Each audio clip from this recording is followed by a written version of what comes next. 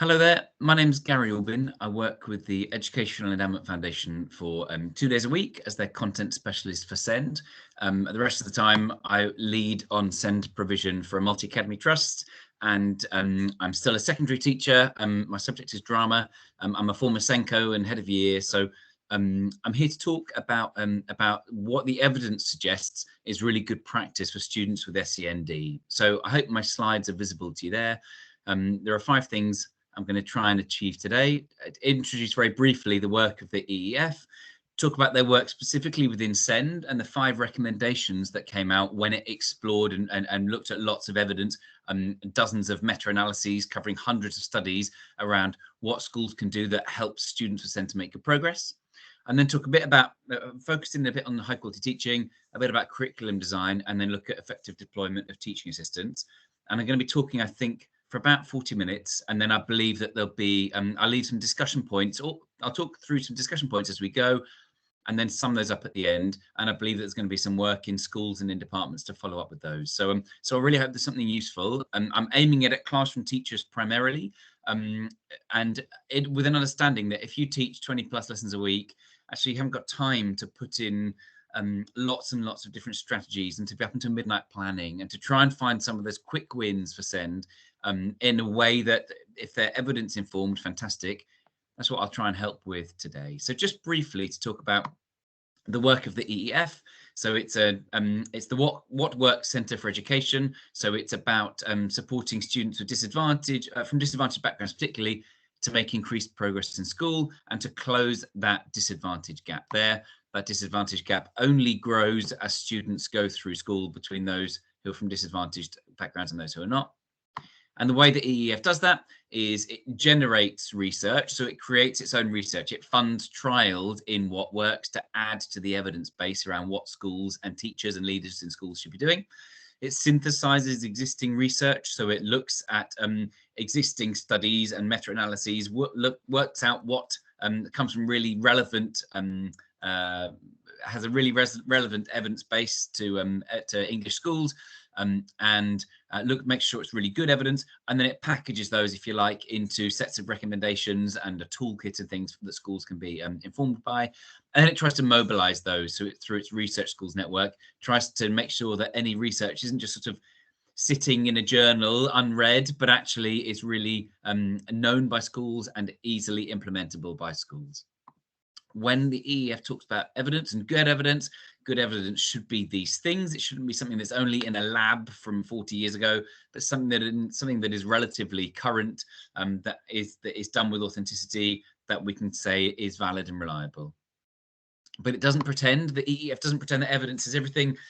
Evidence needs to go alongside colleagues who are able to implement it well and have professional expertise. And when those two things come together, you can get really good evidence-informed practice. So, excuse me, an occasional cough.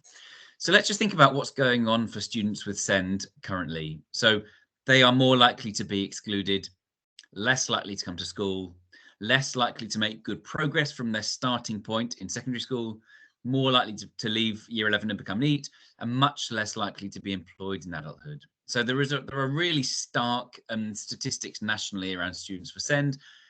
And what I think is that students with SEND is a social justice issue, is that students with SEND generally have less access to lots of things, and they and as teachers working especially within the comprehensive system, there's a moral duty to try and right that wrong, as I know that you do very, very strongly in the Lee Academies Trust. So let's just look at what the Code of Practice talks about in terms of what the answer to that to those difficulties are. It talks about teachers. This is all from the SEND Code of Practice, which came out 2014, revised 2015.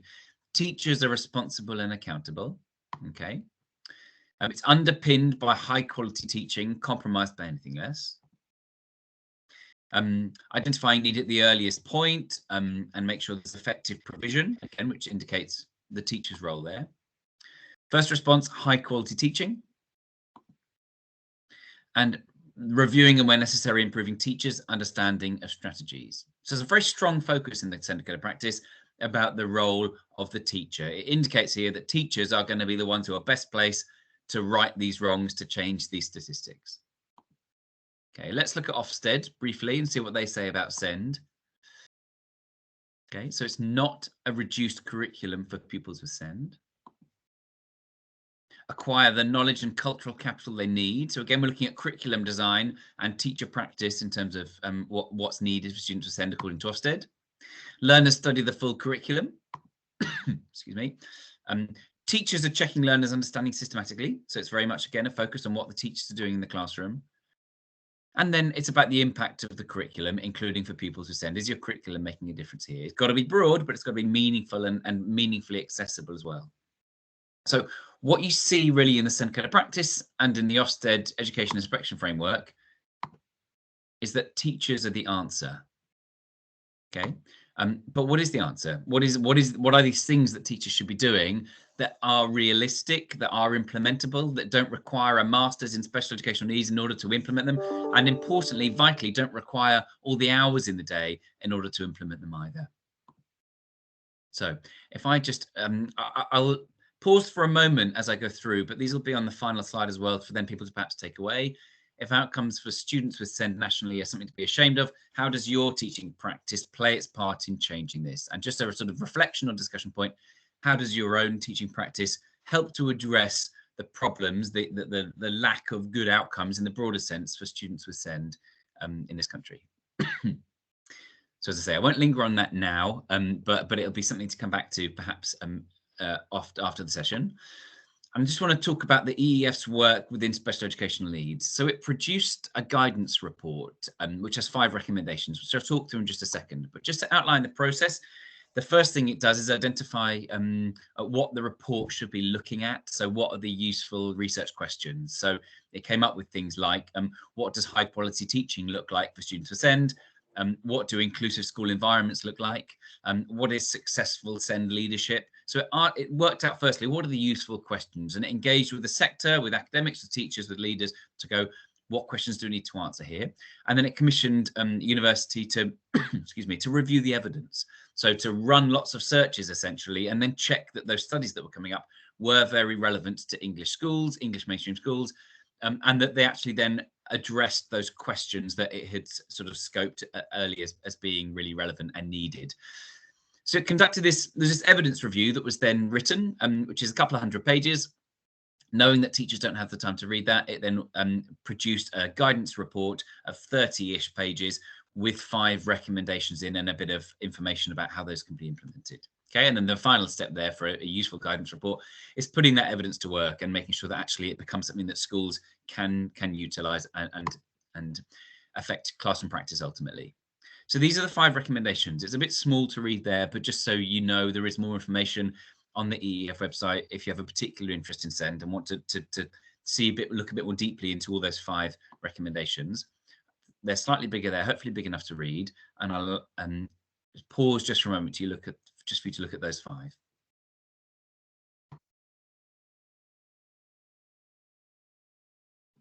And the one I'm going to focus on today in particular is number 3, ensuring all pupils have access to high quality teaching, which is clearly the one that's most pertinent for an audience of teachers. Okay, so what did the EEF find when they looked at dozens of meta-analyses? In fact, I think for this question, it was over 100 meta-analyses, which in themselves, each of those meta-analyses looked at a large number of studies. So we're looking at hundreds and hundreds of studies here that posed the question, what is good teaching for students with SEND, based on data, based on what actually helps students to make better progress, academic progress. So it found that, firstly, good teaching for pupils with SEND is largely good teaching for all. It's not doing highly technical and different things for students with SEND. It's doing those things that work for pupils with SEND will work for all pupils in particular. So it's not, clearly it's not, if I try and pretend to you that here's an easy, straightforward answer, that would be a lie. But it does say that we don't need to do a whole set of entirely different things. And that if we're trying to find the sort of the latest, flashiest thing or a magic bullet, or finally the answer is this, actually, it's not about learning something totally different to do. It's about what do you already do, and how can that be refined and done with some nuance to work for students with SEND in particular. Okay, so it's a group. It focuses on a group of teaching strategies that can be developed by all teachers and will often be in the repertoire already of classroom teachers. And just to show with these 5, oh, sorry, here they are, beg your pardon. So the 5 strategies that it found, the 5 approaches that it found that teachers should be taking that are a good bet for improving the progress of students with SEND. Flexible grouping, so not having just a bottom set, lowest table, or not going, it's always U5 who need to go out with a teaching assistant, but looking at what do students need now, who needs that now, bringing those together, those pupils, for a bit of perhaps reteaching or a bit of pre-teaching even, and then they go back to their desks, back to the tables and carry on. So it's done flexibly. It's not a sort of fixed, you will always be the one who have help from the teaching assistant. Cognitive and metacognitive strategies. So where we are teaching things, we're really thinking about students, about the cognitive load, about whether we are teaching too much, too fast, all at once, and about helping students to find ways of remembering things, ways of understanding things. And that might be, for example, some kind of diagram model we pop on the board that shows what students already know and how new information links to information they already have, for example. And metacognitive strategies, learning about your own learning processes, thinking about how you think, and making students more aware of those learning processes as they learn in our classrooms. The next one is explicit instruction, which is not just being really clear and standing at the front, but it's leading a process that starts with what do students already know? How can we help them recap that prior learning? And then moving towards a process where the teacher is really explicitly teaching the new content. And then we don't expect students to move then straight to independently doing it, but actually there's a real process which is teacher-led, which is about guiding that practice, the sort of I do, we do, you do, and moving ownership throughout the lesson or throughout a series of lessons towards students doing more. So that focus on explicit instruction is number 3. The next one is using technology, and I think there can be some red herrings around technology. It's not about giving everyone a laptop and hoping for the best. It's about going, actually, the use of a visualizer can be really useful in showing that worked example in front of the whole class, or in popping a student's work underneath it and working out with the class what's great and where the corrections are needed. So using a visualizer to make that learning really live and the process of learning really explicit. Or using apps, for example, so that students can do some of the extra practice around what we've been teaching, whether in the classroom or at home. And then scaffolding, and that lovely metaphor that actually no one wants to live with scaffolding propped up against their house forever. It's about trying to remove it over time, and it's about supporting the greatest independence possible to make the learning still accessible and realistic and meaningful for that child. So just to recap, the EEF looked at the question, what is high quality teaching for SEND, from good evidence that is data informed, and it found these are the 5 approaches that work, that have the best bet of working for students with SEND. I should say these aren't the whole picture, are they? We'll know students where actually it's the closeness of your relationship to that child that means they learn really well in your classroom, or it's that child with a visual impairment needs information on a certain sized font, and doing these 5 approaches doesn't circumvent that, does it? That you still need to do that. An autistic child who has a now and next board on their desk, or a list of tasks on the board that you tick off as you go, these things are great and are not captured by this. But I think the reason this is important is because the more we can capture things at the whole class level, the less we have to make those individual, bespoke, personalized adaptations, which mean that you try and end up teaching 4 or 5 or 6 lessons all at once for the different students' needs in your class. That's clearly not sustainable, not manageable for workload or for a coherent lesson. And so actually, I think capturing more needs at the universal whole class level can be, is really important for teachers, essentially. So just to say, within these 5 recommendations from the EEF, high quality teaching features in 4 of them. So clearly, as I spoke about earlier, it is right that the code of practice and the Ofsted say teachers are the golden resource here for making this difference, and it runs through where the evidence suggests schools should be doing. So just to recap slightly, what is high quality teaching for SEND? I'll just bring these up and perhaps pause just in case some of these are newer than others. There's a brief description on the slide now.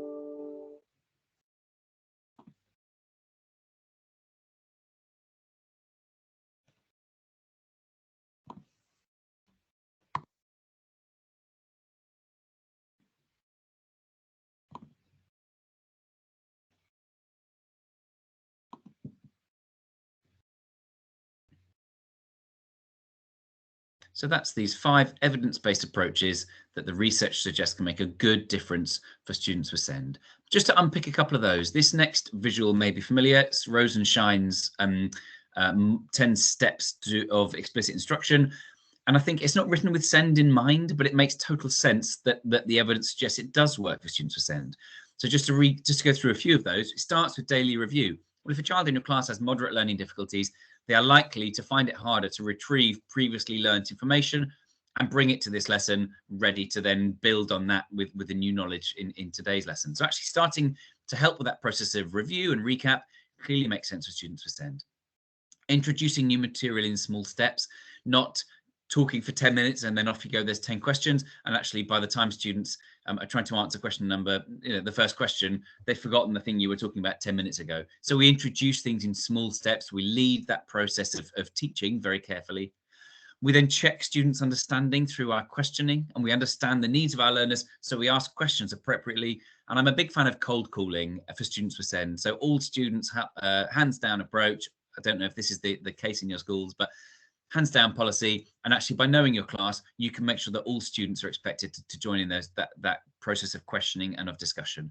And it may be that some students need to have their answers written, and you do it as a bit of an AFL activity. You've got to think about the needs of those students, but I think no one should be able to opt out totally from class questioning, class discussion. And then you provide models. So if you are either looking at how the new information fits to knowledge that students already have, it might be that is done sort of visually on a board.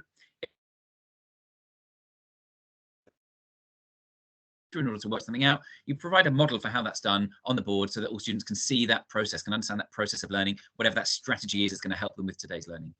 When it comes to time to students to practice it, actually that's done very much as a co-constructed activity. It's done together, checking that students are getting the right steps. You move that ownership to them over the course of that activity.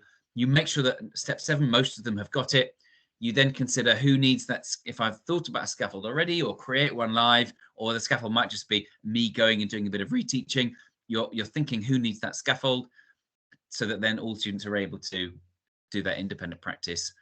And then of whatever's been learnt today, this week, this term, it is reviewed frequently. Again, for that process for students who struggle to retain knowledge, to keep it in the long-term memory, you're supporting that with frequent review. So it's not written for SEND. It's useful for all students. I would argue it's particularly useful for students with SEND. And this just sort of demonstrates this. We call this called that 7-step model. It demonstrates how ownership transfers over the course of the lesson from the very much teacher-led lessons to student-led lessons, and students leading their own process of learning towards the end of either an activity, a lesson, a series of lessons. This doesn't always fit neatly into one lesson, does it? This could be over a course. And then when we talk about metacognition, there's just some examples of questions here that I hope are big enough on the slide. They may not be, apologies if not, but it just breaks metacognition down into 3 areas. Do you understand the task, or do I as a learner understand the task, understand the strategies I need to complete the task, and understand the qualities I need to show myself in order to complete it. And then obviously there are questions on this slide that will help students before they do a task, while they're doing it, and after. And so it should be really thinking about the deployment of a TA, who are often the closest person in proximity to students and is able to ask those really good questions to students with or without SEND. But the evidence really suggests that metacognition is a great approach for both. Just to look back at these 5 approaches again, there's a reflection sort of questions on here, which breaks each of those 5 approaches into 2 or 3 questions. So probably best if I just pause for a minute or so, just to allow you to read those. Clearly the slides will be shared afterwards, but this might be useful in just helping you as a teacher just to go, okay, am I informed by the evidence? What are 1 or 2 more things I could do or do a bit differently to be better informed by evidence in terms of my teaching for all students, including those with SEND. So I'll stop talking just for about a minute, just to allow people just to look through these few questions on the screen.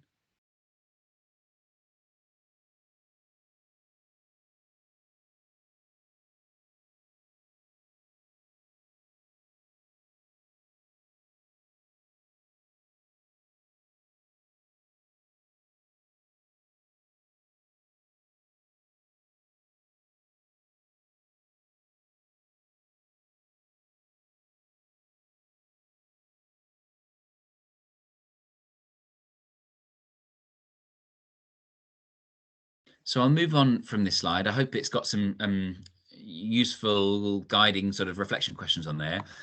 If you do want to come back to it, just a couple of things here from the EEF website. On the left-hand side, just a brief paragraph about each of those 5. So if you wanted to follow up in departments or talk to a colleague about what I've been focusing on today, there's a bit on the EEF website about by the SEND guidance report that looks at what those 5 things are. And then on the right, the questions that I just showed on the previous slide are on there, but look a bit prettier, and are on the EEF website as a sort of reflection tool that colleagues might want to look at. And that leads me to discussion point 2. Does your teaching incorporate these 5 a day? So these 5 approaches we're calling a 5 a day for SEND. How could you embed these more into your teaching practice? So again, I won't linger on that now, but it will appear on a slide at the end and maybe something to go off and discuss in department areas perhaps. Just want to talk now about adaptive teaching and this word and sort of where it comes from and what it means. There's a few bullet points here on from the early career framework that just talk about it. So I'll just leave you to read those for a moment.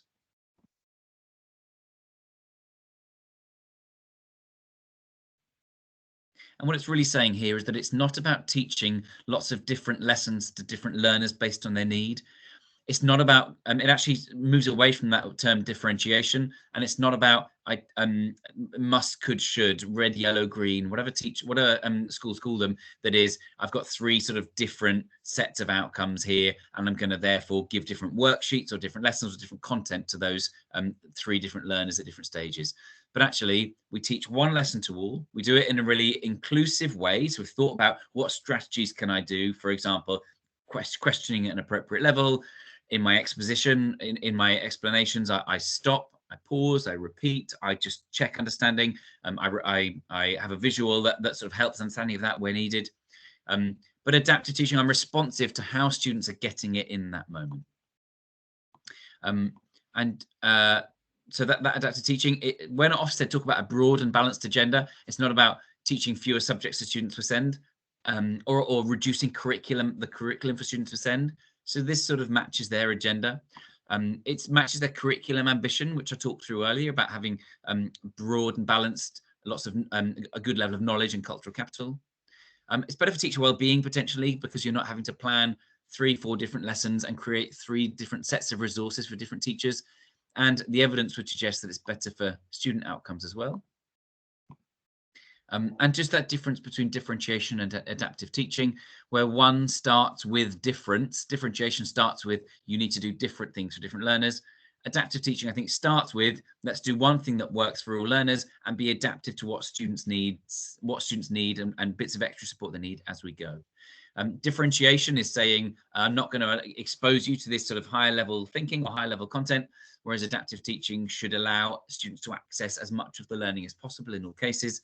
And differentiation suggests that this is what you're able to do. Adaptive teaching suggests that we should be responsive and give students an opportunity to access more than they might typically be within a different model. This is probably longer than is useful here, but so actually on reflection, I'll skip over it slightly. But it's just talking about how the must, should, could type lessons create enormous amounts of extra teacher workload. And actually, if we can understand that all students achieve at different levels and at different rates, but what we do, if we guide that learning really carefully and really well, and are responsive to what students are understanding in that moment, actually we can meet the needs of more learners through what we do at the whole class level. And the alternative perhaps is, and I've done it myself, these are taken from what I've shared with teachers before as a SENco, is here's a list of strategies for students with a specific learning difficulty. So for example, they might be dyslexic. Here's a list of strategies for students who are autistic. Here's a list of strategies for students with social, emotional and mental health needs. Here's a list of strategies for students with moderate learning difficulties. And here's a list of strategies, it's half hidden there, sorry, but for students with speech, language and communication needs. The reason I show this in particular is because, 4 or 5 things to support one student with, we can go, so, okay, I can make that realistic and that's reasonable. 25 different strategies that you see on the board here becomes unworkable, and it is not unusual to have students with that range of needs in one class, is it? So actually this move towards evidence-based whole class approaches is about making it successful in reality, not only in theory. And it comes back to those 5 things that I've talked through there. That 5 a day, 5 evidence-based approaches for students with SEND. I don't pretend that it gets rid of every challenge that there can be with teaching students with SEND. It doesn't address every issue, but it means that you have got more time and headspace to be then size 28 font for a girl with visual impairment, close, supportive, trusted relationship needed for a boy with oppositional defiance disorder, etc. Okay, let's just talk about curriculum a little bit here, and what Ofsted say about curriculum I've touched on already. It's not about reducing the curriculum, it's about the full curriculum. It's about knowing that it works and showing evidence of that curriculum, and it's about more of the same, really, about it being broad. It helps students to acquire knowledge and cultural capital. So it's not denying students the opportunity to do a wide range of subjects, or only teaching the very, very basics in a subject because a student has SEND. It's also got to be meaningful, of course. It's got to be something that students can access in reality. So there's some real questions for what that means for curriculum design that I think if you are, if you lead on curriculum within your school, if you're a head of department, if you're writing curricula in your school, but also for every teacher making those decisions about what do I cover and what do I cover for everyone and what do I skip over because we had an inset day last week so they missed a lesson. Those kind of things in terms of curriculum design on paper, and then also those decisions that teachers have to make around curriculum every day and every lesson. So it means a few things. In my view, leading SEND provision for a MAT, but also knowing a bit about the Ofsted provision and what DfE want for SEND, and also being informed a bit by the EEF and the evidence here around SEND.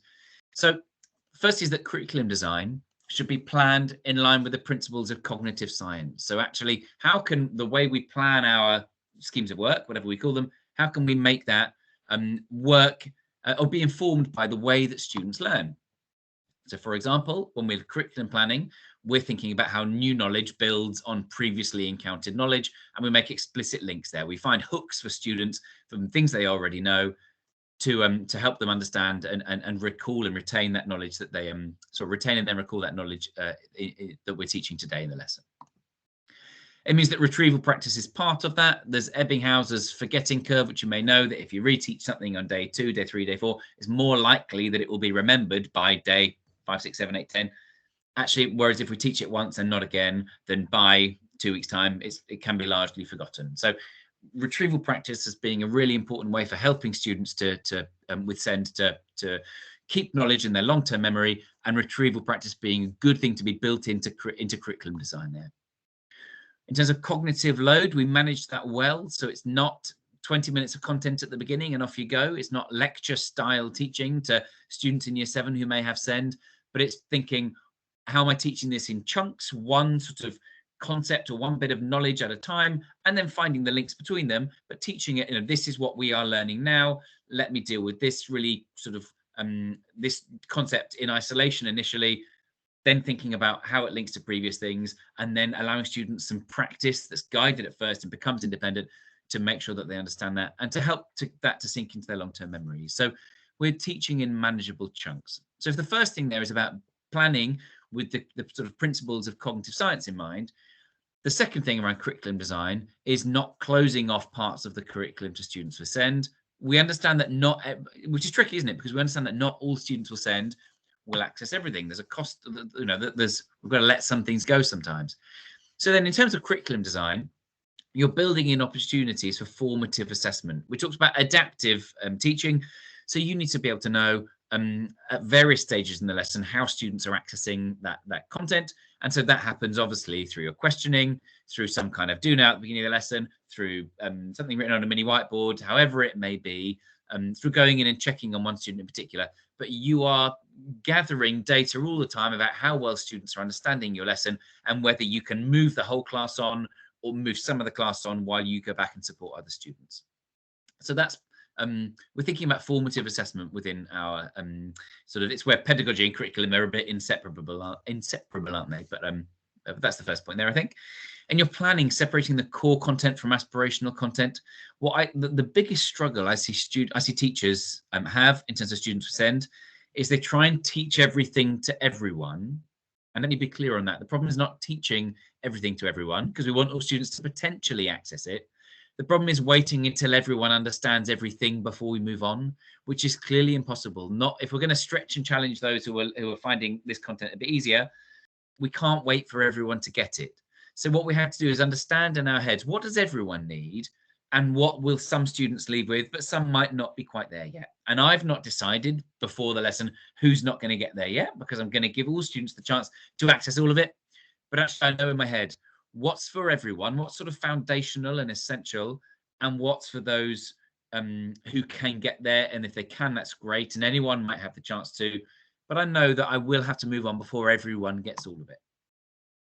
And then finally, teaching in a way that supports the cognitive and metacognitive processes. So the way you talk to the class from the front in a way that's really, clear communication, that is savvy about the words you use and doesn't use 1,000 words where 100 would do. Where you use dual coding, some kind of appropriate and helpful visual to understand rather than talking, for example, if you're relying only on your words to describe some historical war between 2 or 3 countries, actually having something that is a visual on the board to refer to, be it a map or some stick figures with historical kings on, actually that's going to be really helpful as a visual to support that learning process, that dual coding. And then worked examples. Actually, if there's a problem that the students are going to have to encounter, well, let me show those steps, narrate that thinking process, go, okay, well, I'm struggling here to think of what this is doing in this sentence, but I know that. So that means I can use X for Y and whatever. And I think that's applicable across subjects as well. I don't think that's just a maths or science thing, for example. And then finally, anticipating what may need to be retaught. So you're not closing some students off to some of the content, but you're going, okay, but this is harder.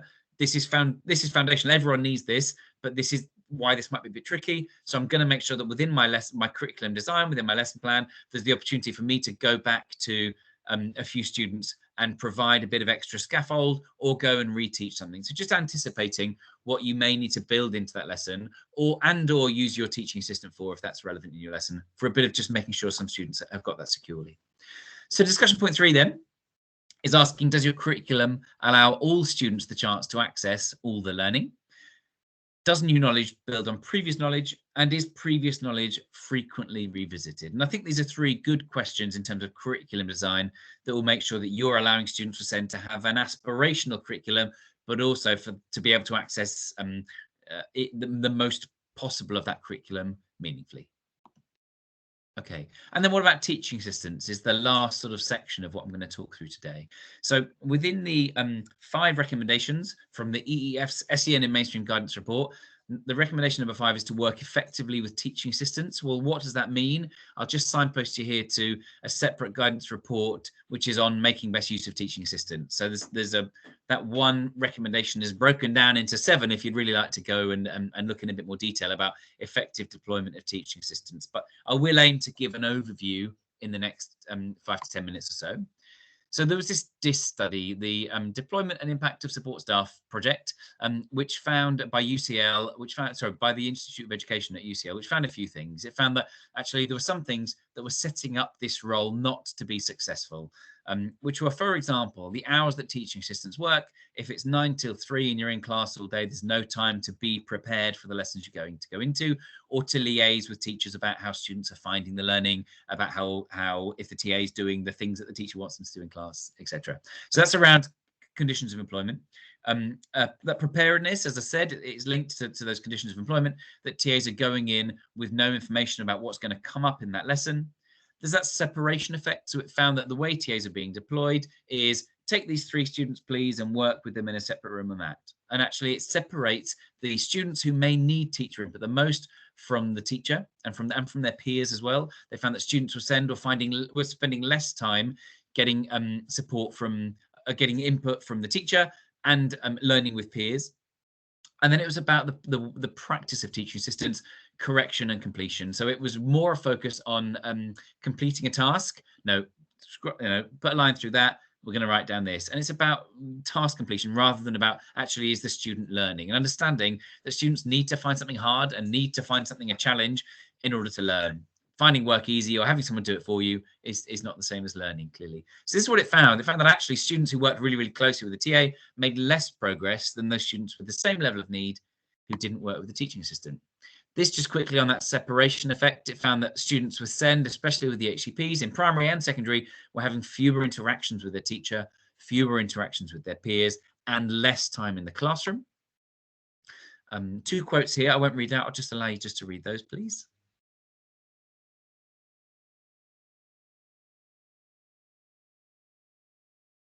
And so the last thing I want to come across is that I'm anti-teaching assistant. I know that there are many students with SEND who I know through my own work at a MAT who are only succeeding because of the excellent support they have from excellent colleagues doing a great job, and they will get qualifications. They will last until the end of year 11. They will go on successfully to Key Stage 5 because of many things, including that absolutely vital support they've had from teaching assistants.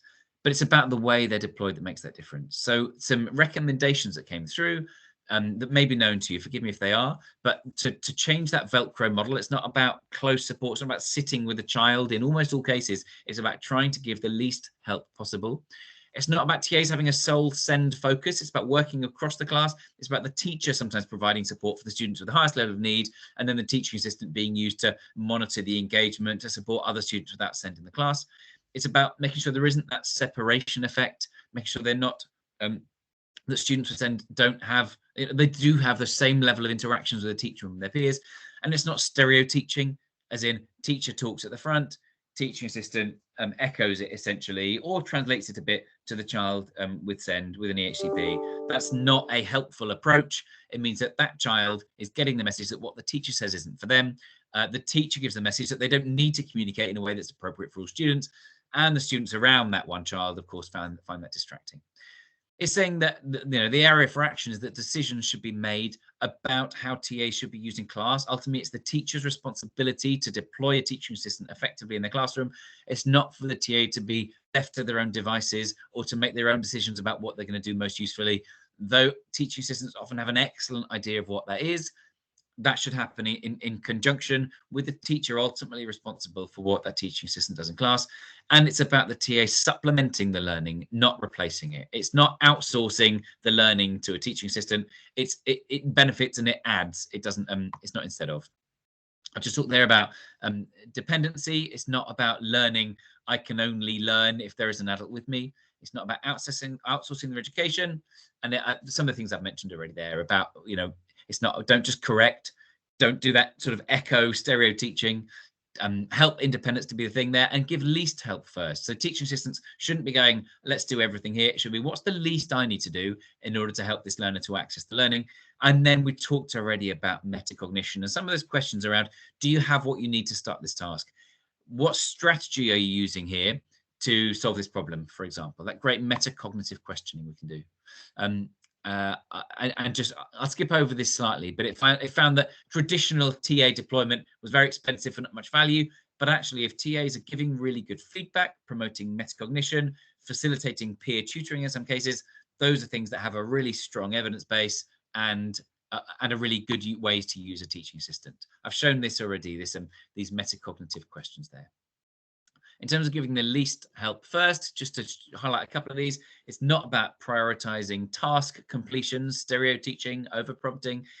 It's about pupils still being in charge of their own learning. It's about we question really well. It's about supporting pupils to know that getting things wrong is fine, is an important part of the learning. The challenge is good. The struggle is good.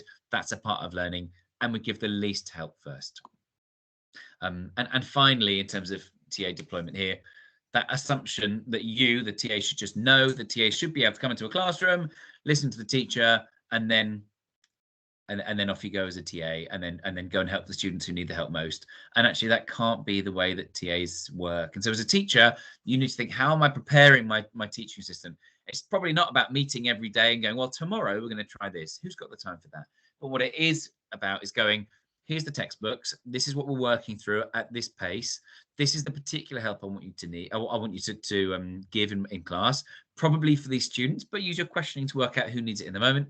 And please, I'd love to get an email from you on Friday about how it's going in reality, what you think I can do a bit differently. And likewise, I'll let you know if I think there's any other way that I'd like you to work. So it's about allowing TAs to be prepared. Sometimes it's just forwarding the link to the scheme of work that's on the internal computer system somewhere for the TA to look at, and making sure with the SENco that the teaching assistant has an hour or so at the beginning of every half term just to look through some resources. So discussion point 4 there, does your deployment of TAs allow them to be well prepared? Does their work support students to work with the most independence possible, giving the least help first, not the most.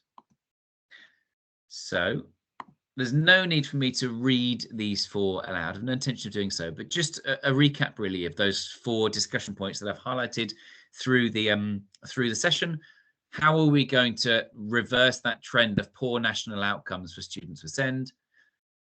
Is that high quality teaching well embedded in your practice in an evidence-informed way, calling that the 5 a day, these 5 evidence-informed approaches, flexible grouping, scaffolding, explicit instruction, cognitive and metacognitive strategies, and use of technology? Does the curriculum allow all students to have a rich exposure to good amounts of knowledge and cultural capital? And then finally, do TAs support all the things that we're trying to do to make students with SEND care about their learning, feel they can succeed in the learning, and ultimately learn and make good academic progress and feel comfortable, confident, and that challenge and struggle is okay is an important part of learning. So that's the 5 sort of points I've tried to go through in this session. I really hope that this has been something useful here. And of course, there's lots of things to follow up with on the EEF website if people would like to. And I really hope that that it's been a useful session. Thank you very much for your attention. All feedback welcome, and have a good afternoon. Thanks.